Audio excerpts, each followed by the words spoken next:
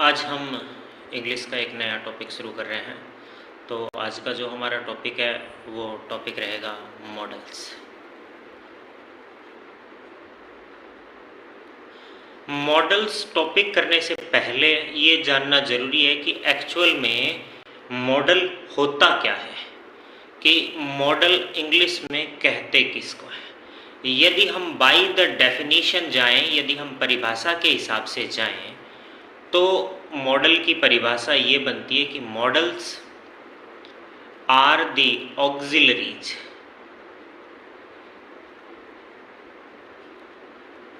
models are the auxiliaries that describes a hypothetical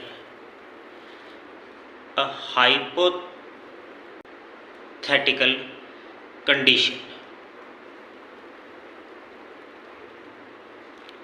अब मुद्दा ये कि हाइपोथेटिकल कंडीशन या ऑक्सिलरीज या ये जो अलग अलग टॉपिक्स है, ये टॉपिक्स है क्या। तो पहले हम इसको थोड़ा सा इजी कर लेते हैं इस डेफिनेशन की बजाय। तो पहले देखो ऑक्सिलरी। पहली बात तो ये ध्यान रखो कि मॉडल जो है ऑक्सिलरी है। ऑक्सिलरी क्या होता है? ऑक्सिलरी हम सामान्य भाषा में ऑक्सिलरी कहते हैं हेल्पिंग वर्ब। हेल्पिंग वर्ब जो है उसी को ऑक्सिलरी कहते हैं। तो ये वैसे भी ध्यान रखना, कई बार एग्जाम में क्वेश्चन इस तरह से आ जाता है कि पुट इन द ब्लैंक्स या fill in the blanks correct auxiliary. तो ये एक वचन है ऑक्सिलरी, यानी आपसे सही हेल्पिंग वर्ब भी पूछी है, ये इसका वो वचन है ऑक्सिलरीज। तो मॉडल जो है वो एक प्रकार की हेल्पिंग वर्ब है। मॉडल एक प्रकार की हेल्पिंग वर्ब है। देखते हैं, जैसे वर्ब होती है, कोई भी वर्ब क्रिया, जनरली इंग्लिश में जब जनरलाइजेशन करते हैं वर्ब्स का तो दो टाइप में डिवाइड करते हैं वर्ब को। एक को कहते हैं मैन वर्ब और दूसरे को कहते हैं हेल्पिंग वर्ब। हेल्पिंग वर्ब या इसी का दूसरा नाम आता है ऑक्सिलरी। ठीक है, हेल्पिंग वर्ब या ऑक्सिलरी कहते थे। मैन वर्ब कौन सी? ऐसी कोई भी वर्ब जिसका इंडिपेंडेंट अर्थ निकलता हो, जिसका स्वयं का कोई भी इंडिपेंडेंट यानी स्वतंत्र कोई भी अर्थ निकलता हो, इंडिपेंडेंट मीनिंग हो, वो मैन वर्ब होती है। इंडिपेंडेंट मीनिंग कैसे? फॉर एग्जाम्पल वर्ड है रन, तो रन का अर्थ है दौड़ना, तो इसका खुद का है। यदि हम रन कहीं पर भी लिखेंगे, वॉक कहीं पर भी लिखेंगे, ईट कहीं पर भी लिखेंगे, तो ये वर्ब ही है। ठीक है, यानी इसका अर्थ खाना ही रहेगा, इसका अर्थ चलना ही रहेगा, इसका अर्थ दौड़ना ही रहेगा। हम कहीं भी लिखेंगे तो इनका अर्थ इसी प्रकार से रहेगा।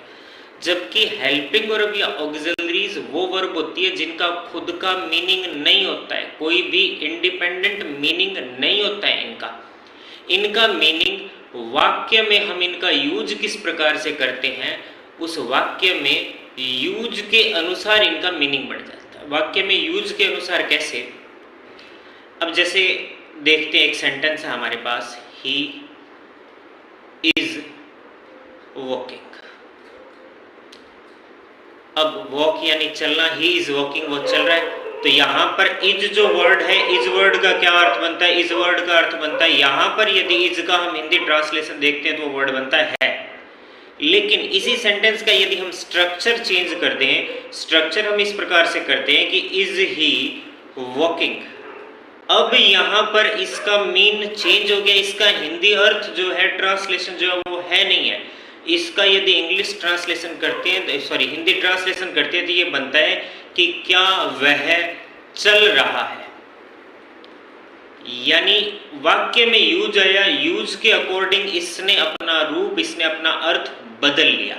इनको कहते हैं हेल्पिंग वर्ब, जो वाक्य में यूज के अनुसार, वाक्य में उपयोग के अनुसार अपना अर्थ बदल लेते हैं, वो होते हैं हेल्पिंग वर्ब।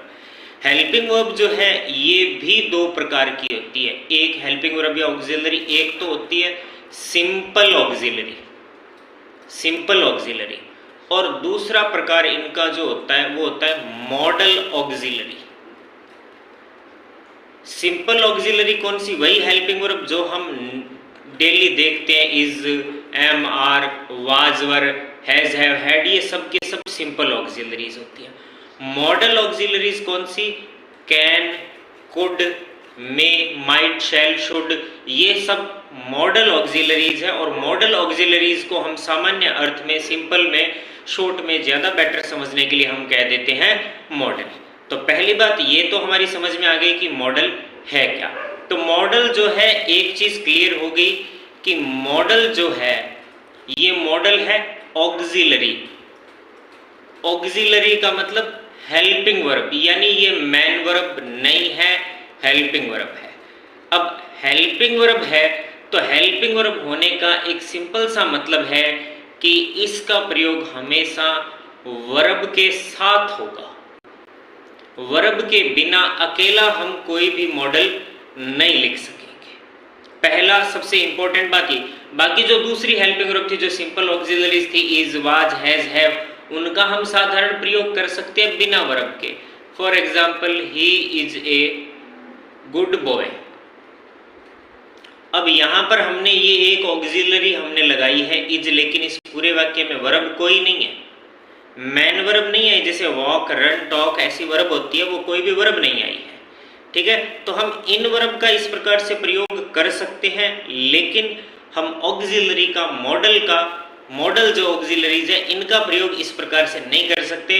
यानी पहली बात जो मॉडल के यूज में ध्यान रखनी है, वो ये ध्यान रखनी है कि मॉडल हमेशा वर्ब के साथ आएगा, अकेला मॉडल कभी नहीं आएगा। दूसरी बात जो ध्यान रखनी है वो ये है कि modals are always followed by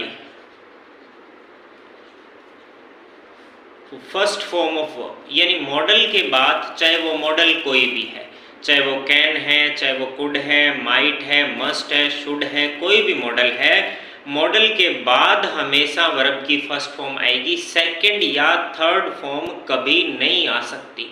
S या ईएस भी नहीं लगता है, सीधा वर्ब की फर्स्ट फॉर्म ही आएगी। जब हम पैसिव बनाते हैं तो वहां पर भी हम मॉडल, क्योंकि पैसिव वॉइस में हमेशा वर्ब की थर्ड फॉर्म आती है, तो पैसिव वॉइस में हम मॉडल के बाद लगा देते हैं बी, और बी के बाद वर्ब की थर्ड फॉर्म लगा देते हैं। ठीक है, सॉरी ये स्पेलिंग गलत होगी, मैं दूसरा मॉडल लिख दिया। तो मॉडल के बाद बी, उसके बाद वर्ब की थर्ड फॉर्म आ सकती है, लेकिन इंडिपेंडेंटली अदरवाइज हमेशा मॉडल के बाद वर्ब की फर्स्ट फॉर्म ही आएगी और कोई फॉर्म नहीं आ सकती है। तो ये दो बेसिक बातें ध्यान रखें। अब हम चलते हैं कि मॉडल कहाँ, कौन सा मॉडल है, वो किस लिए प्रयोग होता है। पहले तो देख लो सिंपल सी बात कि मॉडल जो है वो एक शब्द, अपने सामान्य भाषा में शब्द ले लेते हैं मूड, इससे मिलता जुलता सा शब्द है। ठीक है, इससे मिलता जुलता सा इस प्रकार से है कि ये भी मूड को डिफाइन करते हैं, ये भी मूड को ही बताते हैं एक प्रकार से, कि वाक्य जो कह रहा है, जो बात कह रहा है, उसका इंटेंशन कैसा है, उसका इरादा कैसा है, ये बता देता है। अब इरादा कैसे, जैसे हिंदी में हम कई बार वाक्य देखते हैं, जैसे किसी ने कहा कि तुम ये कर सकते हो। ठीक है, इसी वाक्य को उसने दूसरी बार कहा, या दूसरे तरीके से दूसरे व्यक्ति ने इस वाक्य का तुम ये कर सकते हो, यानी पहले में वो आपको प्रोत्साहन दे रहा था कि तुम ये कर सकते हो, सिंपल स्टेटमेंट था, सामान्य बता रहा था। दूसरे में जब उसने कहा कि तुम ये कर सकते हो, यानी उसने आपको चुनौती दी। बात वही, शब्द वही, मॉडल में भी यही है। जब आप हिंदी ट्रांसलेशन करते हो ना, तो अर्थ हिंदी में बिल्कुल एज इट इज निकलता है, लेकिन वाक्य कहने का जो भाव है, इमोशन है, मूड है, वो बदल जाता है अलग अलग मॉडल से। अब अलग अलग मॉडल से किस प्रकार से बदलता है, तो उसके लिए हम सबसे पहले पहला मॉडल देखते हैं। मॉडल है कैन। कैन मॉडल जो है ये बताता है एबिलिटी, यानी क्षमता। अब एबिलिटी, सिर्फ एबिलिटी, क्षमता शब्द याद रखो। अब इंग्लिश में इसके लिए अनेक सारे और टर्म आ जाते हैं, और टर्म यूज में आते हैं। इसके लिए हम कह देते हैं कैपेबिलिटी, कुछ जगह पे टर्म काम में आ जाता है कैपेसिटी, ठीक है, तो ये अलग अलग शब्द है, इन सब चीज़ों के लिए मॉडल आता है कैन। सिंपल सा देखो, क्षमता यानी कोई व्यक्ति किसी काम को करने में सक्षम है तो वहाँ हम कौन सा मॉडल लगाएंगे, कैन मॉडल लगाएंगे। कोई व्यक्ति किसी कार्य को करने में सक्षम है तो कैन मॉडल लगेगा। जहाँ बात हो रही है क्षमता की, एबिलिटी की, ठीक है, जैसे एक सेंटेंस है कि माई ग्रैंडपा यानी दादाजी is 70 years old but he can read without glasses। Spectacle जो नजर वाला जो चश्मा होता है उसको ज़्यादातर स्पेक्टेकल ही कहते हैं, लेकिन स्पेक्स कह देते हैं, सामान्य अर्थ ग्लासेस भी उसी को कहते हैं, चश्मा। तो यहाँ पे देखो, ये बात कर रहा था कि दादाजी कितने साल के हैं, 70 के, लेकिन फिर भी ये उनकी क्षमता की बात हो रही है कि वो पढ़ सकते हैं बिना चश्मे के, यानी वो इस काम को करने में सक्षम है, इसीलिए कौन सा मॉडल लगा, कैन। क्षमता की जहां बात आती है वहां पर मॉडल आता है कैन। यदि कोई व्यक्ति किसी काम को कर सकता है, कर सकने में सक्षम है, तो वहां मॉडल आ जाएगा कौन सा, कैन। कैपेसिटी में भी यही आता है, हिंदी अर्थ तो इसका भी वही होता है, जो एक हिंदी अर्थ कैपेसिटी का धारिता भी आ जाता है। धारिता का मतलब होता है कि कोई आपके पास यूटेंसिल है, यूटेंसिल यानी बर्तन, कोई आपके पास बर्तन है, इस बर्तन में कितना कोई सामग्री आ सकता है, तो उसके लिए भी कैन मॉडल का प्रयोग होता है। जैसे this jug can contain, contain यानी किसी में कोई चीज होना, तो उसके लिए कंटेन शब्द का प्रयोग होता है, कंटेन 10 लीटर ऑफ मिल्क। तो यहाँ पर हम जग की धारिता की बात कर रहे हैं, जग में इतना आ सकता है, तो उसके लिए हम मॉडल कौन सा यूज करते हैं, कैन। यानी क्षमता, जहाँ व्यक्ति अपने शारीरिक बाहुबल से यानी फिजिकल एबिलिटी या अपनी मानसिक योग्यता से मेंटल एबिलिटी, इनसे यदि कोई व्यक्ति कोई काम कर सकता है तो उसके लिए हम किसका यूज करते हैं, कैन मॉडल का यूज कर सकते हैं।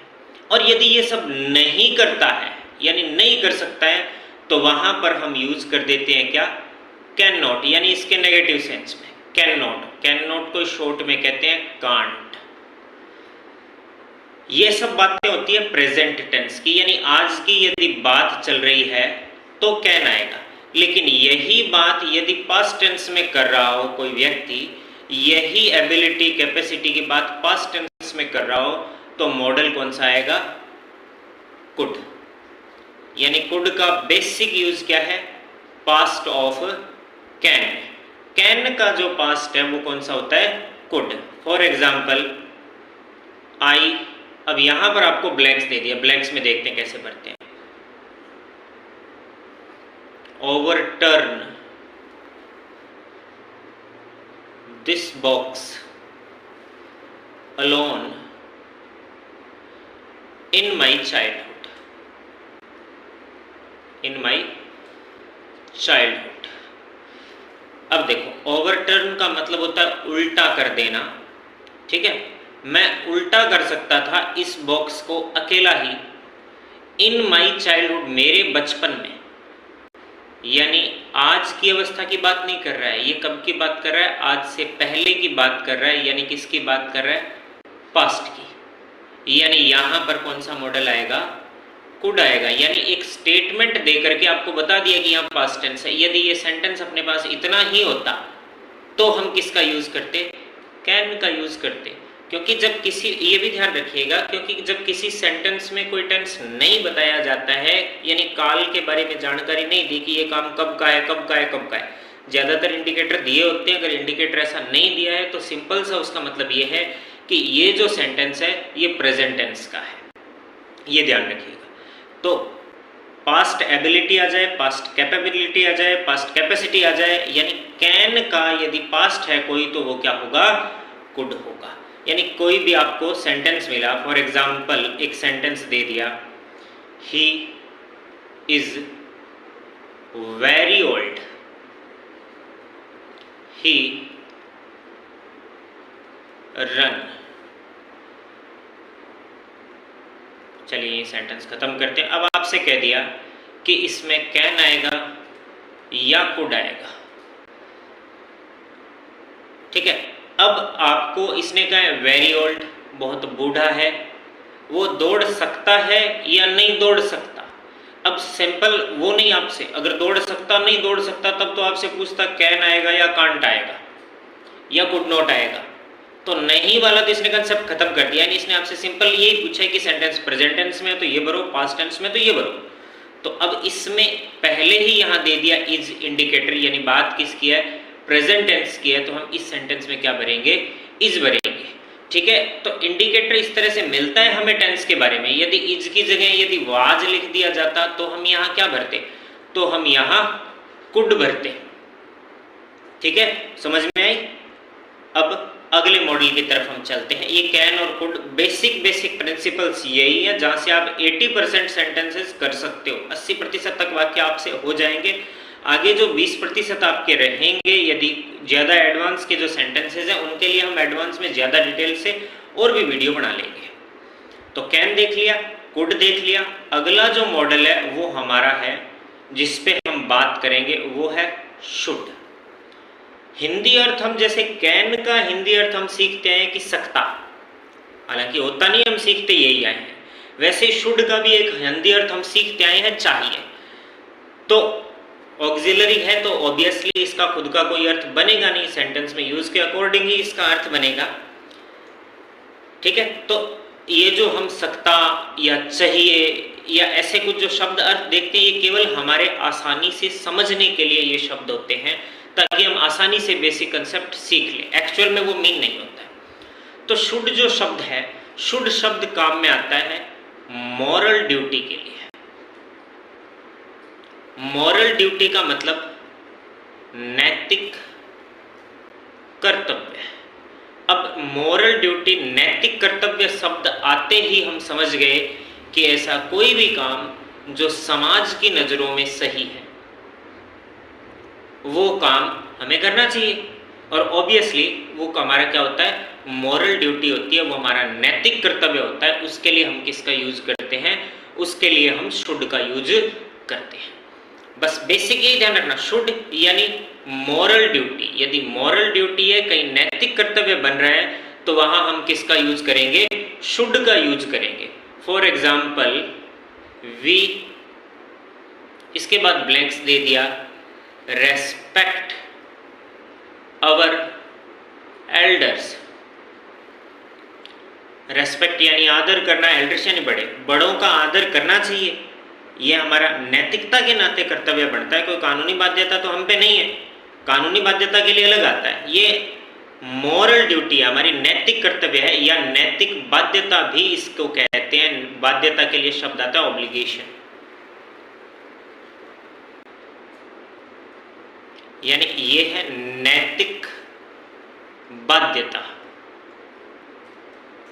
यानी नैतिकता के नाते हमें कोई काम करना पड़ेगा जिस काम के लिए हमें कानून बाध्य नहीं करता, जो काम हमारे अच्छे या बुरे होने को परिभाषित करता है समाज, तो वहां पर हम किसका प्रयोग करते हैं, शुड का प्रयोग करते हैं। तो यहां पर हम किसका प्रयोग करेंगे, शुड का प्रयोग करेंगे। We should respect our elders, हमें बड़ों का आदर करना चाहिए। We should plant more and more trees, more and more trees, ज्यादा से ज्यादा पेड़ लगाने चाहिए।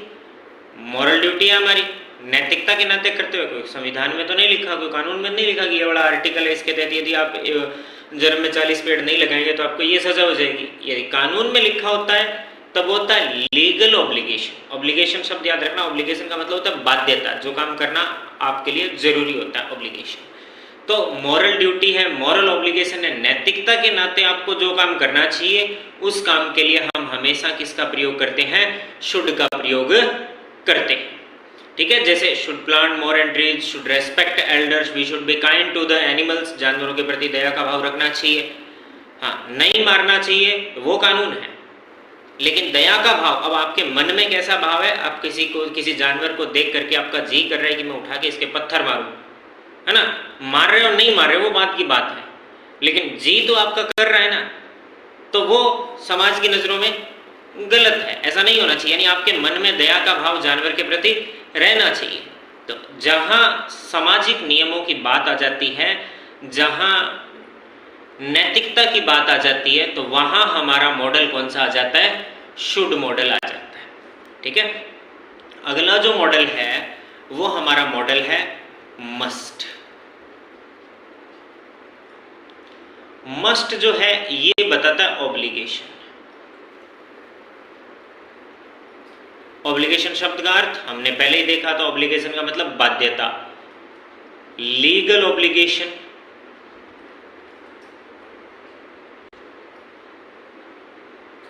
लीगल ड्यूटी या ओनली ड्यूटी, लीगल ड्यूटी या ओनली ड्यूटी दोनों, यानी कोई काम जो करना आपके लिए, ये सामान्य अर्थों में समझ लो कि जो कार्य करना अत्यावश्यक है, जिसे टाला नहीं जा सकता, जिसे टाला नहीं जा सकता उसको कहते हैं इनएविटेबल। जिसे आप टाल नहीं सकते वो होता है इनएविटेबल।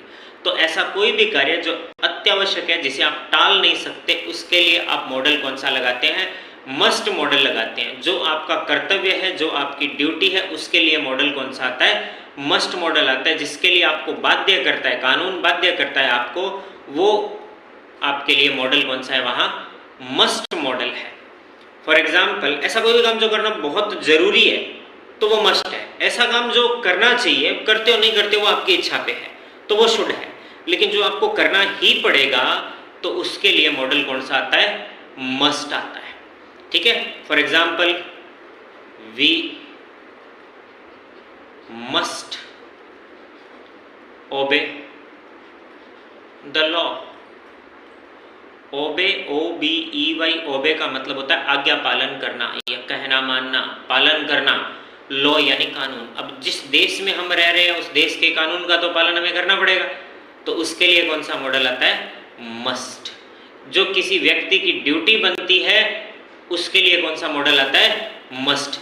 जहां ऐसा कोई भी काम जिसको हम टाल नहीं सकते, जो करना बहुत जरूरी हो जाता है, उसके लिए भी कौन सा मॉडल आता है, मस्ट मॉडल आता है। तो ये ध्यान रखिए, जो काम करना चाहिए नहीं करना चाहिए, जहां अच्छे बुरे की बात आ जाती है वहां पर शुड, जहां सही गलत की बात आ जाती है, यानी जहां करना मजबूरी है आपकी, करना ही पड़ेगा, आपको करना जरूरी है, इनएविटेबल है, वहां मॉडल कौन सा लगा दोगे, मस्ट लगा दोगे। एग्जाम में ज़्यादा कंफ्यूज होने की जरूरत नहीं है कि इतने से वाक्य में क्या पता चलता है, ऐसा कुछ नहीं है। एग्जाम में आपको क्लियर कट इंडिकेटर मिलते हैं। प्रीवियस ईयर के क्वेश्चन आप उठा करके देखो, आपको बिल्कुल क्लियर कट इंडिकेटर्स आपको मिलेंगे कि हाँ यहाँ क्या होना चाहिए, क्या नहीं होना चाहिए। अब जैसे एक एग्जाम्पल मैं लिख रहा हूँ जो अभी पिछले एग्जाम में आया था। अ पुलिसमैन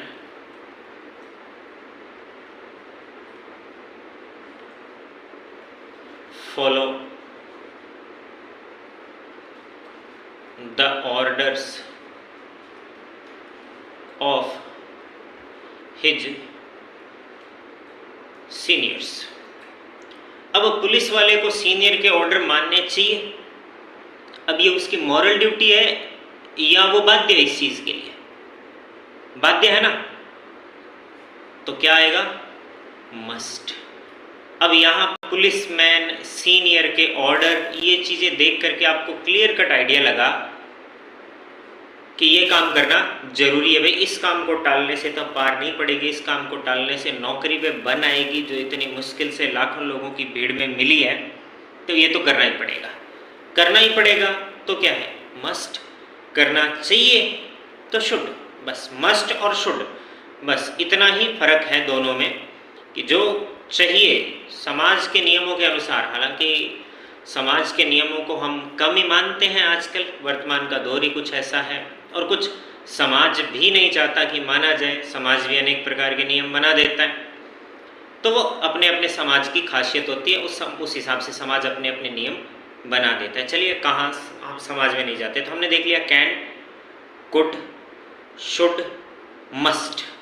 अगला मॉडल जो हम देखते हैं वो मॉडल है माइट। माइट जो मॉडल है ये मॉडल आता है रिमोट पॉसिबिलिटी। रिमोट पॉसिबिलिटी का हिंदी अर्थ होता है क्षीण संभावना। क्षीण संभावना। अब जो कहते हैं हिंदी आती है तो हिंदी, अंग्रेजी नहीं आती, हिंदी आती है, तो थोड़ा सा क्षीण शब्द का अर्थ ढूंढ के देखो क्या होता है। हिंदी आती है ना, नहीं एक्चुअल बात यह है कि हमें न तो हिंदी आती है ढंग से, न हमें अंग्रेजी आती है। हम कह देते हैं हिंदी आती है क्योंकि वो हम पढ़ लेते हैं, हम सामान्य बोलचाल में ले लेते हैं, इसीलिए कहते हैं हिंदी आती है। तो क्षीण का मतलब होता है अत्यल्प, बहुत कम, किसी कार्य की होने की बहुत कम संभावना है, तो वहां पर मॉडल कौन सा आता है? माइट मॉडल आता है। ध्यान रखिए, बिना मॉडल के यदि माइट शब्द आए, माइट एक मॉडल के रूप में, एक हेल्पिंग वर्ब के रूप में भी काम में आता है, और बिना हेल्पिंग वर्ब के रूप में सीधा कहीं माइट शब्द काम में आए तो माइट शब्द का अर्थ होता है शक्ति, पावर, स्ट्रेंथ, माइट। ठीक है, जहां मॉडल के रूप में काम में नहीं है, वहां जहां हेल्पिंग वर्ब के रूप में काम में नहीं है, वहां माइट का अर्थ है शक्ति। अब हेल्पिंग वर्ब के रूप में काम में नहीं आया, ये कैसे पहचानोगे? तो जो शुरुआत में राम गाथा गाई थी ना हमने कि ये हेल्पिंग वर्ब है, ऑक्सिलरी है, ये वाली ऑक्सिलरी है, वो यही काम में आने वाली है। वहां हमने देखा था कि मॉडल कभी भी मैन वर्ब के बिना नहीं आएगा, मॉडल कभी भी मैन वर्ब के बिना नहीं आएगा। तो आपको कहीं न कहीं दिखे कि मैन वर्ब के बिना ये शब्द लिखा गया है, मैन वर्ब कोई और है, हेल्पिंग वर्ब कोई और है, तो वहां माइट जो है वो मॉडल के रूप में नहीं है, वहां माइट का अर्थ शक्ति लगेगा, वहां माइट जो है वो संभावना नहीं बता रहा है। ठीक है, हम उदाहरण से भी देख लेंगे कि कैसे यहाँ माइट का क्या अर्थ है। ठीक है, हाँ, तो माइट ऐसे किसी काम के लिए आता है जिसके होने की संभावना बहुत कम हो। अब जैसे द लास्ट बस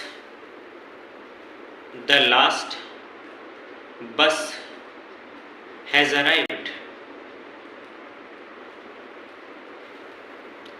नाउ ही कम। अब ये सिंपल सा सेंटेंस है, लास्ट बस आ गई, अब तक नहीं आया, वो पूरा सेंटेंस मैंने लिखा कि अब तक नहीं आया, तो अब उसके आने की कितनी संभावना है भाई? बहुत ही कम संभावना रहेगी। लास्ट बस आ गई तो बहुत ही कम संभावना है, तो किसका प्रयोग होगा? माइट का प्रयोग होगा। ठीक है, अब वो शक्ति वाला माइट देखते हैं। अब ये शब्द आ गया, your might is not enough for me तो चलो लड़ाई के अर्थ में आ गया, अपने कर लेते हैं, दिस वर्क। अब यहां पर माइट और दूसरा क्या है? इज। एक ही वाक्य में एक साथ दो हेल्पिंग वर्ब कभी नहीं आती। इसका मतलब ये हेल्पिंग वर्ब है और ये मॉडल हेल्पिंग वर्ब नहीं है। ये माइट सीधा शब्द है, नाउन है, जिसका अर्थ क्या है? शक्ति। यानी तुम्हारी शक्ति जो है वो एनफ यानी पर्याप्त नहीं है फॉर दिस वर्क, इस काम के लिए। तो दोनों ही तरह से आप ध्यान रखना। अब जब बात आती है ना संभावना की, तो संभावना के लिए हम कई मॉडल लगाते हैं। संभावना के लिए हम मे मॉडल लगाते हैं, संभावना के लिए हम माइट मॉडल लगाते हैं, और संभावना के लिए हम मस्ट मॉडल भी लगाते हैं। तो ये ध्यान रखिए, जब बहुत कम संभावना है तब माइट, जब बहुत अधिक संभावना है तब हम मस्ट मॉडल लगाएंगे। किसी काम के होने की बहुत अधिक संभावना है तब हम मस्ट मॉडल लगाएंगे। जब किसी काम के होने की बहुत ही कम संभावना है तब हम माइट मॉडल लगाएंगे। और में जो है ये सामान्यतया कुछ चांसेस हैं, कुछ नहीं है, यानी इन दोनों के बीच वाली सी स्थिति जो है उसके लिए हम कौन सा मॉडल लगा देते हैं? में मॉडल लगा देते हैं। अब संभावना ध्यान रखिएगा, अगर बहुत अधिक संभावना है तो मस्ट, बहुत कम है तो माइट। अब एक ही वाक्य से हम इन दोनों को देख लेते हैं कि कैसे मस्ट, माइट कैसे। अब जैसे एक एग्जांपल है कि there are dark clouds in the sky. आसमान में डार्क यानी घने बादल हैं, गहरे, वैसे डार्क कलर के लिए आता है, गहरे बादल हैं, गहरे काले बादल हैं। एंड इट्स रेनी सीजन, बारिश का मौसम है, बारिश की ऋतु है, ठीक है, और घने काले बादल है, तो इट मस्ट रेन, इसका मतलब बारिश होने की संभावना बहुत अधिक है, इसीलिए क्या है, मस्ट है। यदि यही ऐसे आ जाता कि सेंटेंस इस प्रकार से आ जाता, there isn't a leaf of cloud and the earth is scorching in the heat, it rain। अब यहां पे बात रेन की आ गई। लीफ का मतलब होता है पत्ती, ऑफ क्लाउड, बादलों का कोई पत्ता, कोई दाना ही नजर नहीं आ रहा है, और धरती जो है वो झुलस रही है गर्मी से, तो बारिश की संभावना ऐसी परिस्थिति में क्या होगी, माइट होगी। एक और बात का ध्यान रखना, जब आपको बारिश से रिलेटेड कोई सेंटेंस दे और जब इतनी ज़्यादा कुछ आपको डिटेल नहीं दे, तो उस परिस्थिति में बारिश से रिलेटेड में मैं लगा दो, क्योंकि बारिश की भविष्यवाणी तो IMD इंडियन मेट्रोलॉजिकल डिपार्टमेंट है, वो भी नहीं कर सकता है ना। तो बारिश में हाँ ना दोनों संभावनाएं रहती है, तो दोनों के बीच वाली स्थिति सबसे सेफ ऑप्शन रहता है में। लेकिन जब आपको ऐसा कुछ दे करके आपको स्ट्रांगली सजेस्ट करे कि ऐसा तो होगा ही होगा, तो इसका मतलब बहुत ज़्यादा संभावना है, ज़्यादा संभावना है तो मस्ट, और कम संभावना है तो माइट, कम संभावना है तो माइट, ठीक है। अब अगला मॉडल हम देखते हैं, अपने जो अभी अभी हमने पढ़ा है वो मॉडल है मे मॉडल जो है, एक तो संभावना के लिए हमने देख लिया पॉसिबिलिटी, दूसरा मे मॉडल जो है वो आता है फॉर्मल परमिशन के लिए। फॉर्मल परमिशन, अब एक और ध्यान रखना, परमिशन यानी इजाजत, परमिशन के लिए मे मॉडल आता है, और परमिशन के लिए कैन भी आता है। वो कैन के साथ इसलिए नहीं लिखाया था मैंने कि परमिशन वाले दोनों यहाँ साथ में देख लेंगे, जैसे पॉसिबिलिटी वाले देख लिए थे साथ में, लेकिन कैन आता है इनफॉर्मल के लिए, कैन आता है इनफॉर्मल के लिए। इनफॉर्मल परमिशन यदि है तो कैन आएगा, फॉर्मल परमिशन है तो मे आएगा। अब फॉर्मल और इनफॉर्मल का क्या अर्थ हुआ, हिंदी अर्थ तो फॉर्मल का होता है औपचारिक, औपचारिक, और इनफॉर्मल का अनौपचारिक। औपचारिक और अनौपचारिक को आप ऐसे समझिए कि जैसे यदि आप अपने से किसी सीनियर से, जो पद में आपसे बड़ा है, उससे आप परमिशन मांग रहे हैं, तो वो कौन सी परमिशन है, फॉर्मल परमिशन है। यानी आधिकारिक रूप से जब भी कोई कार्य किया जाता है, जब भी आधिकारिक रूप से कोई कार्य किया जाएगा तो वो फॉर्मल होगा, जब आधिकारिक रूप से नहीं किया जाएगा तो वो इनफॉर्मल होगा, ठीक है। अब जैसे आप लेटर भी लिखते हैं तो उसमें दो होते हैं, एक फॉर्मल लेटर होता है, एक इनफॉर्मल लेटर होता है। जब आप किसी कार्यालय को, किसी अधिकारी को पत्र लिखते हैं तो वो पत्र होता है फॉर्मल, और जब आप अपने माता पिता को, भाई बंधु को, दोस्त को, रिश्तेदार को लिखते हैं तो वो लेटर होता है इनफॉर्मल लेटर। तो वही सेम यहाँ है, जब आप पद में अपने से किसी बड़े व्यक्ति से इजाजत मांग रहे हैं तो उस परिस्थिति में आप प्रयोग करेंगे मे का, और जब अपने बराबर के या सामान्य किसी व्यक्ति से मांग रहे हैं तब आप यूज करेंगे कैन का। इसको अब सामान्य ऐसे आप समझ लो कि मान लो वाक्य हमें दे दिया blanks, I take your pen Ramesh, ठीक है। एक और अपने को दे दिया यही वाक्य, I take your pen sir. अब आप नाम से संबोधित कर रहे हैं, इसका मतलब बंदा तो आपकी जान पहचान का है, जानकार है, उससे आप फॉर्मल परमिशन तो ऑब्वियसली नहीं लेंगे। तो इसका मतलब यहां आप किसका प्रयोग कर दोगे? कैन का।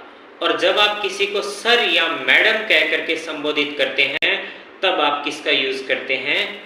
मे का, क्योंकि आप यहां फॉर्मल परमिशन ले रहे हैं। याद ही होगा, मे आई कम इन सर, तो परमिशन ले रहे हो आप और फॉर्मली ले रहे हो, यानी पद में अपने से किसी बड़े व्यक्ति से ले रहे हो, इसीलिए यहां पर किसका यूज हुआ? यहां पर मे का यूज हुआ। तो फॉर्मल के लिए मे, इनफॉर्मल के लिए कैन। परमिशन का ध्यान रखिएगा हमेशा। और ये दोनों में अंतर इसी प्रकार से किया जाता है। नाम दे देगा एक में सर, मैडम या ऐसा कोई शब्द दे देगा जिस शब्द से आपको पता चल जाता है कि हाँ ये बात फॉर्मल की हो रही है, ये बात इनफॉर्मल की हो रही है। तो मे और कैन। इसके बाद हमारे पास मॉडल बन रहे विल या शैल। अगला जो मॉडल है विल या शैल। विल या शैल मैंने एक साथ क्यों लिखा? क्योंकि देखो विल या शैल हेल्पिंग वर्ब भी है, मॉडल भी है, दोनों तरफ आते हैं, ये अपने कॉमन है। ठीक है,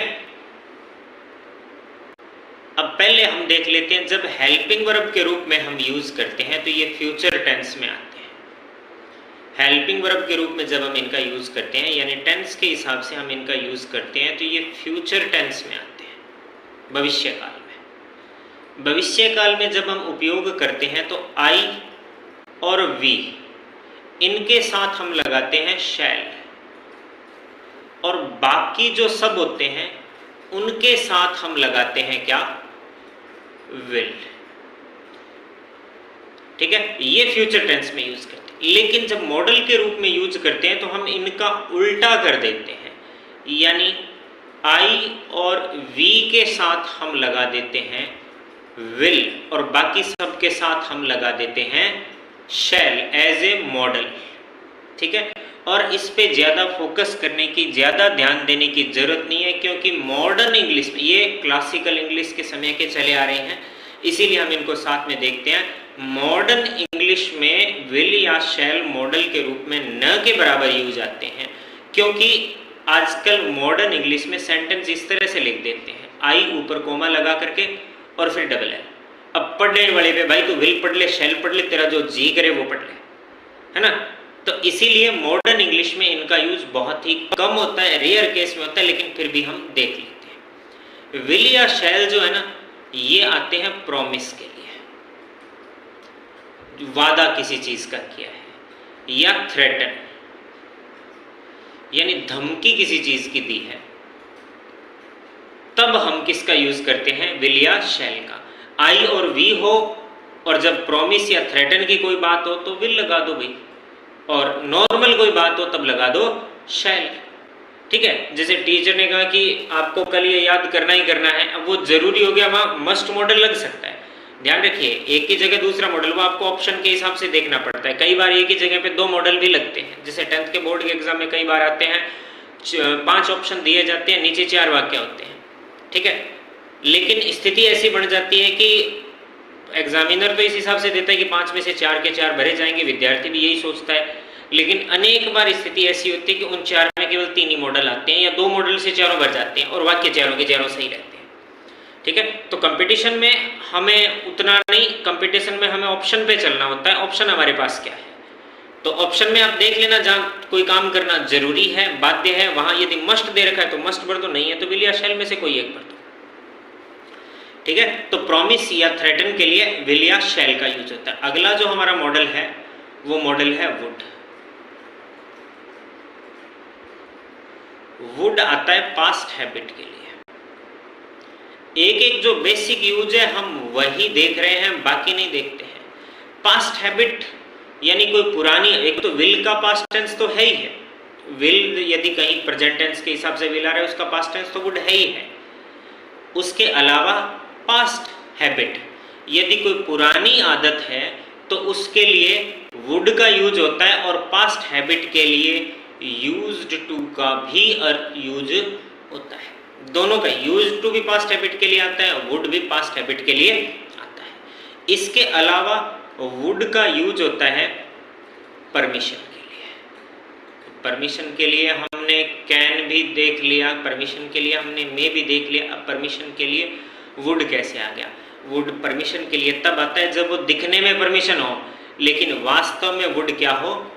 पोलाइट रिक्वेस्ट हो। वुड के लिए इतना ही ध्यान रखना, पोलाइट रिक्वेस्ट। और वो पोलाइट रिक्वेस्ट कैसी? परमिशन के हिसाब से, प्रश्नवाचक वाक्य के हिसाब से। यानी जब पूछे प्रश्न, लेकिन उस प्रश्न में हो क्या? कोई विनम्रता पूर्वक आग्रह किया गया हो। अब कंफ्यूजन ये है कि भाई आग्रह भी कर रहा है, रिक्वेस्ट भी कर रहा है, प्रश्न भी पूछ रहा है, तो दोनों चीजें एक साथ कैसे संभव है? तो भाई अंग्रेजी में संभव है ना। अब कैसे संभव है? अंग्रेजी क्यों, हिंदी में भी संभव है, हर भाषा में। अब आपकी भाषा में, अब देखो आपके घर पे कोई गेस्ट आए, ठीक है, अब आपने उनसे कहा कि आप चाय लेंगे या कॉफी। यानी एक्चुअल में ये क्या है? क्वेश्चन है तो प्रश्न कि चाय लेंगे या कॉफी, लेकिन आपने मन में उनसे आग्रह किया है, रिक्वेस्ट की, भाई चाय या कॉफी में से कोई एक तो लेना ही पड़ेगा, है ना। प्रश्न के साथ आग्रह हो गया ना। अब ऐसे ही प्रश्न के साथ आग्रह, जैसे आपके घर पे कोई आया है, ठीक है, आपके घर पे बुला रहा हूं, अपने घर पे नहीं बुला, आपके घर पे कोई आया है और आप उसको खाना खिला रहे हैं, ठीक है। आप मान लो आपने खीर बनाई, आप उनको खीर डाल रहे हो, अरे खीर थोड़ी और लोगे, हम सामान्य पूछते हैं थोड़ा और लोगे, वो प्रश्न है या आग्रह है? भाषा के हिसाब से देखें तो वो प्रश्न है, लेकिन आपके इमोशन फीलिंग्स के हिसाब से देखें तो वो क्या है? विनम्रता पूर्वक किया गया आग्रह है। तो उसके लिए हम वुड का प्रयोग करते हैं। यानी प्रश्न के साथ जब प्लीज या काइंडली लग जाए, यानी विनम्रता पूर्वक आग्रह हो जाए, तो वहां कुड का प्रयोग करते, वुड का प्रयोग हम करते हैं। सबसे ज्यादा विनम्र होता है वुड, वुड से कम विनम्र होता है। अब यही मैं पोलाइट रिक्वेस्ट के लिए बता रहा हूं, प्रश्न परमिशन के लिए। देखो सबसे ज्यादा पोलाइट है वुड, वुड से थोड़ा सा कम पोलाइट है कुड, कुड से कम है कैन, और कैन से कम है मे। तो ये पोलाइटनेस की बात है, विनम्रता की बात है। तो ये दोनों तो फॉर्मल इनफॉर्मल में याद रख लो, और इन दोनों को रख लो पोलाइटनेस में। यानी विनम्रता पूर्वक आग्रह जब किया जाता है तो हम वुड या कुड का प्रयोग करते हैं। कैसे? जैसे अपने को एक सेंटेंस दे दिया, पहले ब्लैंक्स दे दिया और दे दिया you take some tea please. अब ये लास्ट में प्लीज लगा दिया, यानी रिक्वेस्ट कर रहा है। प्लीज लगा करके सेंटेंस आपको डेफिनेटली बता दिया कि रिक्वेस्ट कर रहा है। और ये चाय कॉफी वाले में तो प्लीज नहीं भी दिया हुआ हो, खाने पीने का कोई भी सेंटेंस है प्लीज नहीं भी दिया हुआ हो, और सामान्यतः ऐसा हो जहां आपको लगे कि नहीं ये प्रश्न पूछने वाली बात नहीं हो सकती, ये तो रिक्वेस्ट करने वाली बात है, तो वहां पर आप किसका प्रयोग करेंगे? वुड का प्रयोग करेंगे। वुड का भी प्रयोग होता है कुड। वुड अगर मान लो आपको सेंटेंस इस तरह से दे दिया, अब ये मैंने कहा ऑप्शन का खेल है सारा, ऑप्शन में खेलिएगा। आपको एक सेंटेंस दे दिया, would you like to take this seat please. अब आपको पहला ऑप्शन दे दिया में, दूसरा ऑप्शन दे दिया कुड, तीसरा ऑप्शन दे दिया कैन, और चौथा ऑप्शन दे दिया मस्ट। अब आप सोचोगे कि प्लीज और काइंडली आ गया, प्रश्न पूछ लिया, प्रश्न के साथ प्लीज या काइंडली का मतलब पोलाइट रिक्वेस्ट। अब यहाँ कुड वुड का तो ऑप्शन ही नहीं है, तो वुड नहीं है तो यहाँ पर क्या है? कुड है। तो यहाँ पर हम क्या भरेंगे?